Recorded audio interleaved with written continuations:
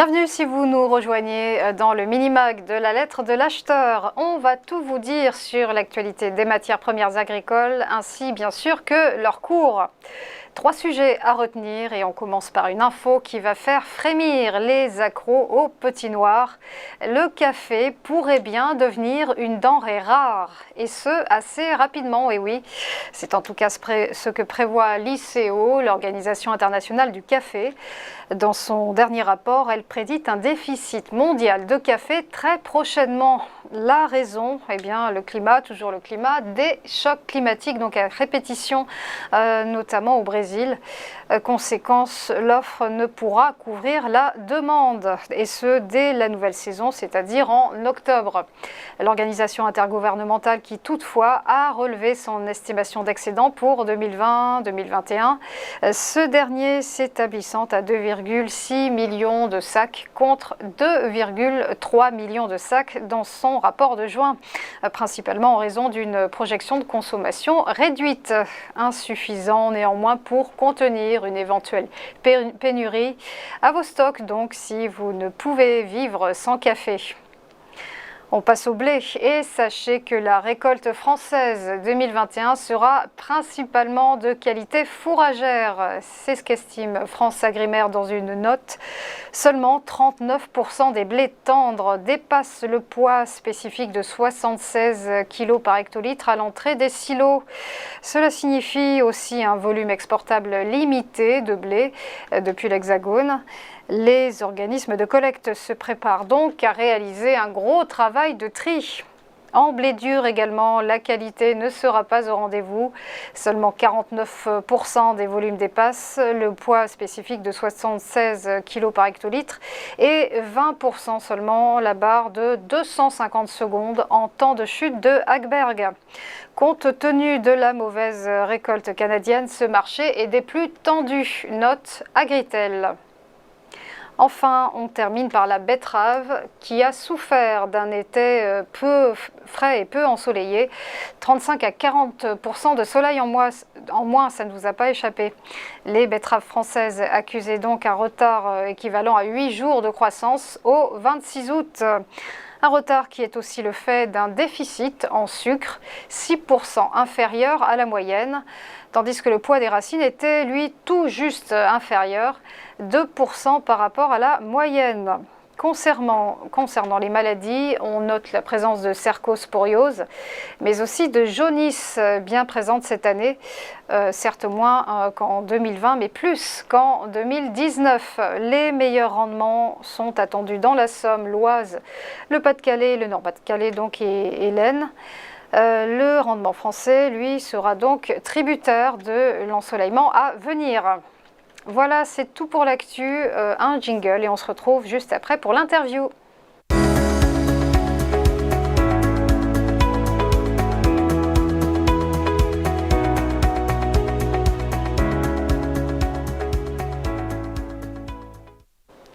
Vous êtes bien dans le mag de la lettre de l'acheteur et direction les Côtes d'Armor, près de Lamballe. Ça va pétiller puisqu'on va parler cidre avec vous, Loïc Gouret, bonjour. Alors vous dirigez la cidrerie bio Kerloïc depuis 22 ans. Présentez-nous en détail la société que vous dirigez donc. Loïc Gouret, je suis donc agriculteur depuis 1986, moi et ma femme et moi. Et donc en 99, donc on a diversifié en créant une cidrerie, la cidrerie Kerloïc. Et aujourd'hui, donc, elle a évolué. On est donc 6 personnes, 6 salariés, dont moi, ma femme et mon fils associés. Et on produit donc à peu près 400 000 bouteilles, tout confondu. Nous produisons nos pommes. Nous avons donc 40 hectares de vergers et tout en agriculture biologique. Tout est transformé sur l'exploitation, commercialisé dans divers secteurs, la GMS, l'épicerie fine, l'export et le magasin fermier à la ferme. Voilà. Donc, Dites-moi Loïc, le bio, c'était pour vous un choix qui s'imposait? oui, il y a une forte demande. La Bretagne, entre autres, produit à peu près 60 000 tonnes de pommes et 30% en bio aujourd'hui.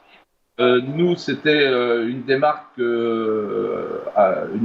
pour nos produits, aussi une volonté de passer dans l'agriculture biologique pour essayer d'avoir des produits, disons, le plus simple possible. Et la pomme est un produit acide, la pomme acide, est un produit assez, on va dire, facile à maîtriser en bio.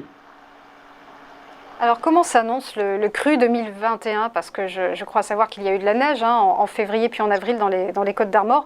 Vous n'en avez pas trop pâti? Alors, on n'a pas trop pâti, on a eu quelques incidences sur certains vergers de pommes acides, dans des bas-fonds, suivant les secteurs où le gel a été plus fort. On a été moins impacté que l'année précédente, mais la pomme de table a été plus impactée globalement. Voilà. Donc l'année 2020 avait été très très bonne. Les vergers, ce sont des plantes qui alternent.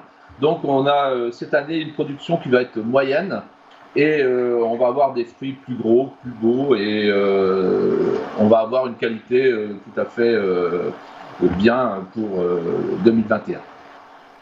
Loïc Gouret, dites-moi, c'est quoi le secret d'un bon cidre, sans tout nous dire? Alors, le secret, c'est d'avoir une multitude de variétés qui sont des pommes acidulées, amères, douces amères. Donc, ce sont les variétés locales bretonnes, on va dire, donnent une typicité à ces cidres. Euh, le- En ayant le plus de variétés possible, on va avoir euh, beaucoup d'arômes. Et après, c'est le travail en cuverie qui va être vraiment important. L'hygiène et puis le palais de l'œnologue qui est bien sûr qui est, qui est nous. C'est notre palais parce que bon, on fait nos assemblages avec une assistance quand même d'un technicien que l'on a au niveau de la maison cidricole de Bretagne qui peut nous étayer sur des choses qui sont un peu plus complexes. Alors, Loïc Gouret, je lisais dernièrement que le marché mondial du cidre est en pleine expansion, plus 4% de croissance par an pour un total de 4 milliards d'euros. Néanmoins, ce sont essentiellement les pays du Commonwealth hein, qui tirent cette croissance avec une consommation qui a doublé hein, ces dernières années. Comment Kerloïc s'adapte à cette nouvelle donne? Alors, on a un marché qui est porteur, on va dire, globalement sur les produits qualitatifs. Les cidres que l'on peut voir se développer à gros volume dans les pays de Commonwealth, c'est principalement des ciders, mais ça vient bien sûr de la pomme. C'est aussi bien sûr un bon débouché pour les producteurs. Et nous, on a plutôt un retour des consommateurs français sur les produits directement du producteur, transformés à la ferme, et ce qui nous fait avoir aussi notre clientèle locale, internationale, et voilà. Mais Très bien, la merci beaucoup Loïc Gouret d'avoir été notre invité. À suivre, la commo du jour.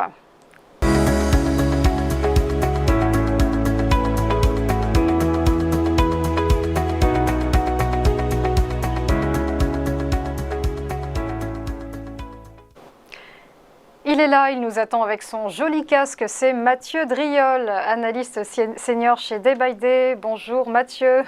Bonjour Roselyne.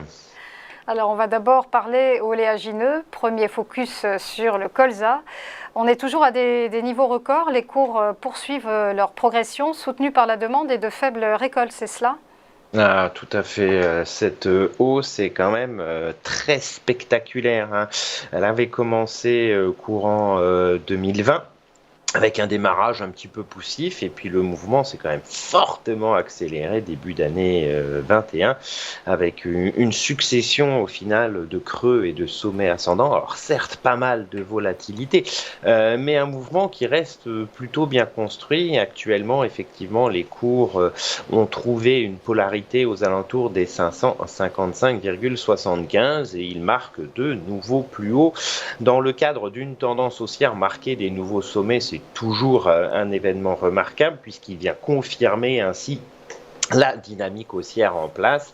Alors on peut effectivement s'inquiéter de cette tendance en se disant que l'on peut être à risque. Attention, est-ce qu'au final on ne va pas marquer un sommet, se faire prendre au plus haut et puis corriger? C'est ça, effectivement, j'ai pas de boule de cristal là-dessus. Tout ce que je peux dire par contre, c'est qu'après ce nouveau plus haut, on peut avoir là aussi un petit peu de volatilité, mais que la dynamique, elle, devrait reprendre, hein. On n'a pas de signe de faiblesse. Oui, on a un petit peu de tension à l'achat, mais rien de surprenant ou d'anormal par rapport au mouvement haussier accompli. Les prochaines résistances sont à 590, pas très très loin, puis après c'est 640. En tout cas, à court terme, à plus court terme, tant que les cours vont rester au-dessus de 555,75, hein, la dernière polarité, il n'y a pas de doute à avoir sur la force de cette dynamique. Mathieu, second coup de projecteur sur le cours du cacao à Londres, toujours en bonne forme également? Eh bien, on commence à avoir un petit quelque chose d'intéressant sur le cacao. C'est pour ça que j'ai tenu à vous le montrer. Alors, le cacao, c'est un mouvement à moyen terme, on va dire, très contenu, hein. Les cours ont défini depuis 2019 un intervalle d'évolution assez large, mais sans réelle tendance, aux alentours des 1560 et des 2070 en tant que résistance majeure.